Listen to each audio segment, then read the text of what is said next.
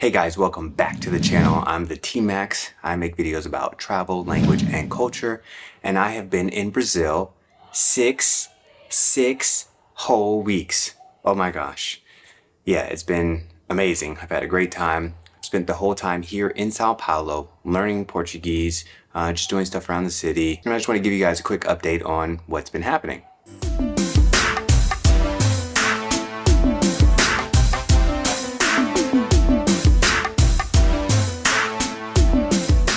I still don't have my CPF, and this is a huge mistake. If you're somebody like me who is used to shopping online or who wants to order food, through a delivery service or even get a sales price at a store, you need a CPF. You need it for everything. So if you're planning to be in Brazil for 2 weeks or more, get your CPF before coming here. It's something you can do online.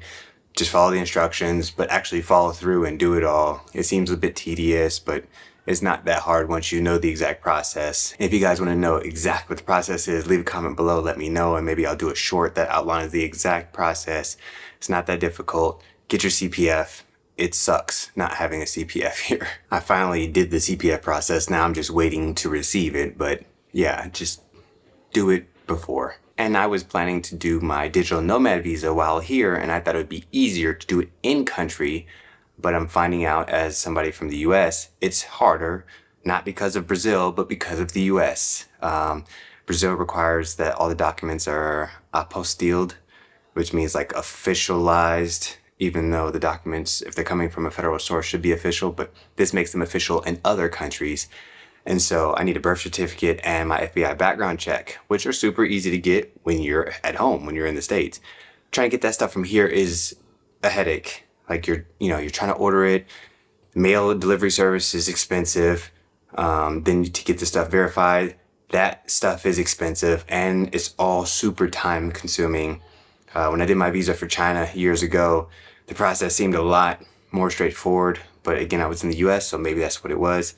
Agencies here offer to help, and they're like starting at $1,000, going up to $1,500 for their help. This is not including all the payments you have to pay. I'm looking at $2,000-3,000 US just to get this digital nomad visa from here. And also you need every document translated, and it has to be translated officially.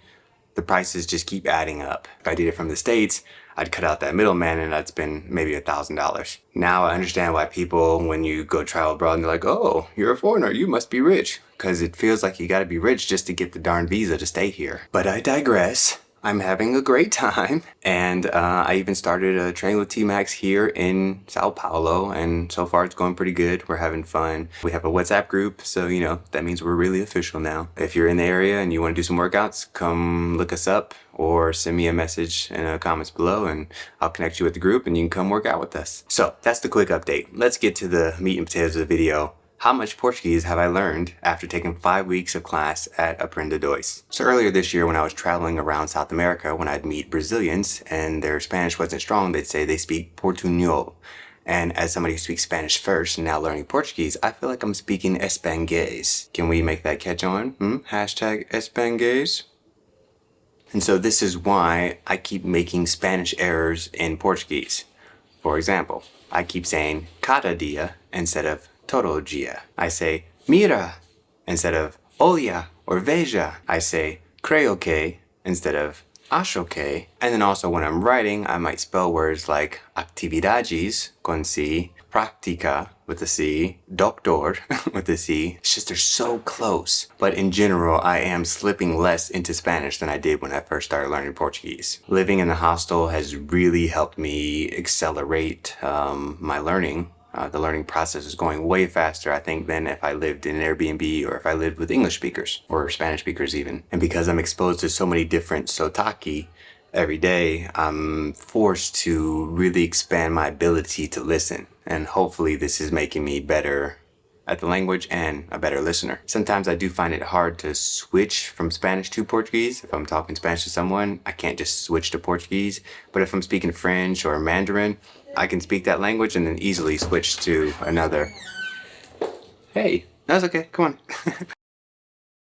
After being in country for 6 weeks, it is official that my Portuguese is stronger than my Italian, which wasn't that strong to begin with. An interesting thing that I find here is that they use teaspoon or cups when they're talking about recipes, but everything else is metric. I just thought it was strange. I'm looking for like how many grams do I need to put in this thing, and it's like, oh no, uma xícara or colher de chá. I'm like, whoa, that's literally a teaspoon and literally a cup, and it's based on an American cup is what they call it, is the xícara. It's a glass cup that we don't use in the States that are very popular here that they call American cup. Did you know that in Brazil, cats only have 7 lives as opposed to the 9 that they have in the US? So you probably will see a mass exodus of cats to the US after they watch this video so they can have 2 more lives. I recently found out that the DARE program, the Drug and Alcohol Resistance Education program that we have in the US that I grew up with, exists here in Brazil as well. They call it ProERG.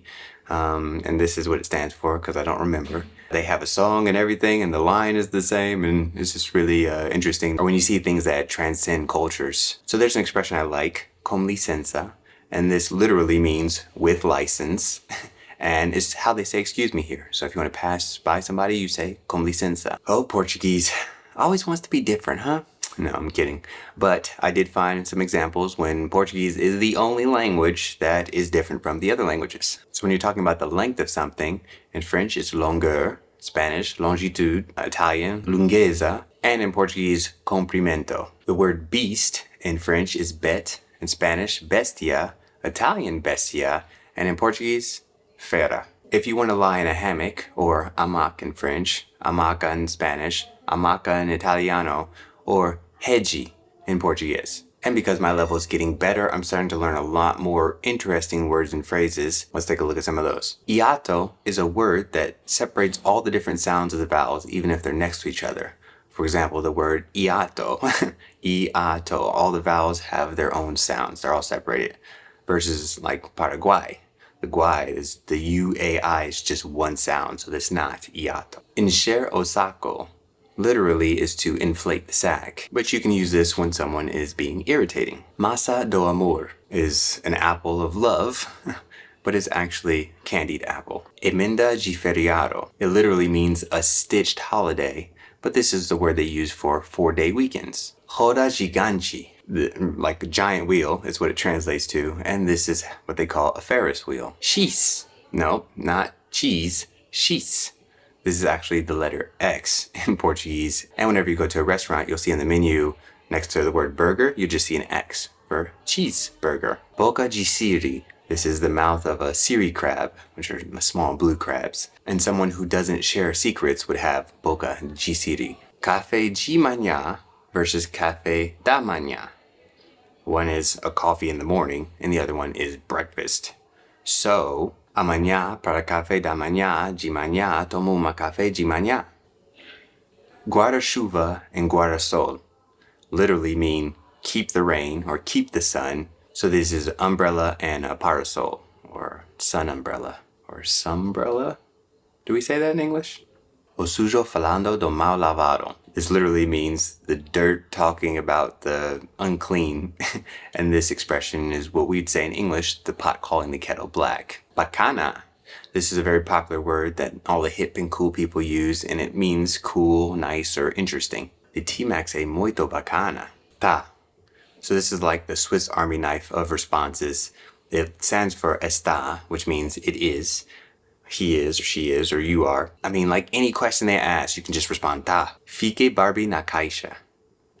And so at first I thought it was like to preserve something because it means to stay like a Barbie in the box. So, you know, like preserved, well preserved, actually means shocked, like a Barbie in a box. I don't buy Barbies, but I hope they don't look like that. That's kind of scary. Fazer cirurgia, or fazer massagem, to do surgery or to do a massage. This is what both the doctor and the patient would say. So the person that's getting surgery is doing surgery, and the person getting a massage is also doing the massage. Cachorro de rua versus cachorro da rua. So cachorro de rua is like a stray, a hound or mutt, some dog that's on the street. Cachorro da rua is also a street dog, but the whole community takes care of this dog. So basically it's like the neighborhood dog, the neighborhood pet. Beija-flor, flower kisser is what it translates to, but this is a hummingbird. Dar pepino, literally to give a cucumber, but it means to be in a pickle. EI, Literally, this means and then, and it can be used that, especially if you're writing. In a book, you'll see EI and it means and then. But when people say it on the street to each other, it literally just means what's up. Omem galinha, man chicken or chicken man. I thought it was going to be a coward, but it actually is more like a rooster in a hen house type of chicken man. So basically a womanizer. And I heard this expression in the store, este dinero da, am I giving you enough money? And instead of saying sim, which is yes, they responded da.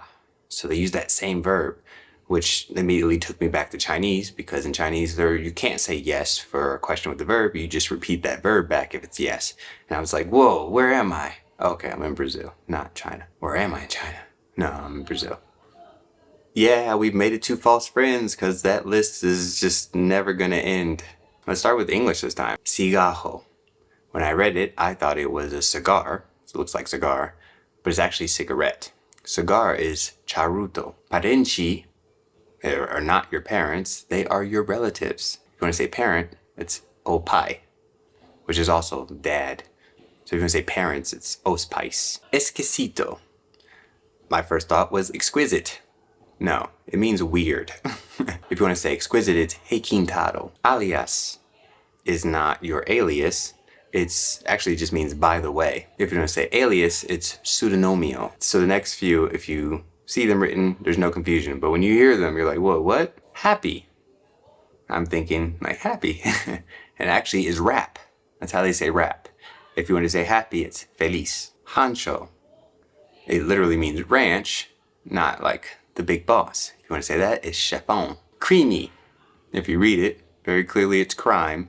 But if you want to say creamy, that's actually cremoso. So let's switch over to the Spanish false friends. Recado, which when you read it looks like recado, which is an errand, but it's not that, it's a message. If you want to say errand, it's incumbencia. Oso is not a bear, it's actually a bone.